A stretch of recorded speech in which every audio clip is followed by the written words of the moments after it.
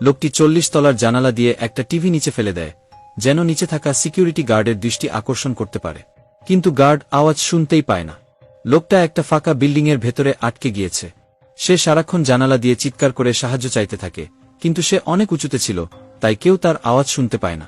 রাতে সে জানালায় টর্চ জ্বালিয়ে নাড়িয়ে দেখানোর চেষ্টা করে, কিন্তু তাতেও কেউ লক্ষ্য করে না। পরের দিন লোকটা আবারও দরজা খোলার চেষ্টা করল, কিন্তু সেটা খুব শক্তভাবে বন্ধ ছিল।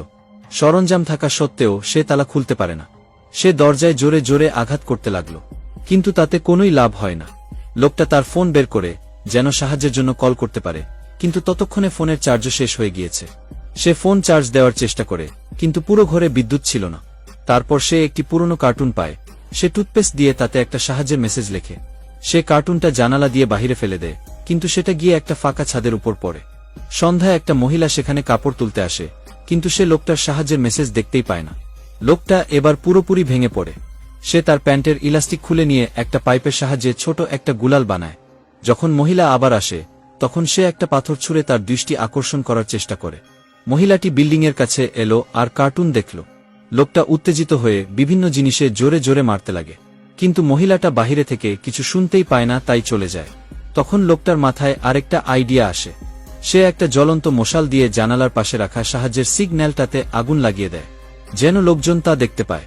কিন্তু যখন আগুন বেশি ছড়িয়ে পড়তে লাগে, তাই সে পরিস্থিতি খারাপ দেখে তৎক্ষণাৎ আগুন নিভিয়ে দেয়। এতক্ষণে লোকটার খুব পানির পিপাসা লাগে। সে বাথরুমে গিয়ে দেয়াল থেকে পানির ট্যাঙ্কি খুলে নেয়, কিন্তু তাতে পানি ছিল না। তখনই হঠাৎ করে প্রচণ্ড বৃষ্টি শুরু হয়ে যায়।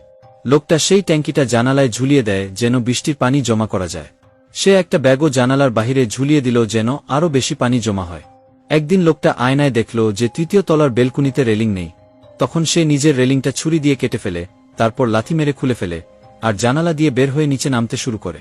কিন্তু বেলকুনিগুলোর মাঝে পা রাখার মতো জায়গা ছিল না, তাই তাকে উপর দিকের পাথরের দেয়াল ধরে পা দিয়ে জায়গা খুঁজে খুঁজে নামতে হচ্ছিল।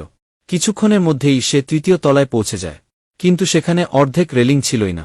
তাই এবার সে নিজের বেল্ট একটা রোডে বাঁধে, আর অপর প্রান্ত নিজের হাতে শক্ত করে ধরে ফেলে। তারপর ঝুলে ঝুলে রেলিংয়ের ওপর পা রাখে। কিন্তু তখন সে আরও ভেঙে পড়ে, কারণ সে দেখে যে সমস্ত তলার বেলকুনি সরিয়ে ফেলা হয়েছে। তাই এখন তাকে দেয়াল ধরে ধরে সাবধানে হাঁটতে হচ্ছিল। এক কোণায় গিয়ে সে অল্পের জন্য পিছলে পড়ে যাওয়া থেকে বেঁচে যায়। তবুও সে ধীরে ধীরে চলতে থাকে, আর অবশেষে একটা বেলকুনি পর্যন্ত পৌঁছে যায়। সে বেলকুনির কাচের দরজায় জোরে লাথি মেরে ভেঙে ফেলে, তারপর ঘরের দরজাটা খুলে দেয়। আর অবশেষে লোকটা বিল্ডিং থেকে বেরিয়ে আসতে সক্ষম হয়।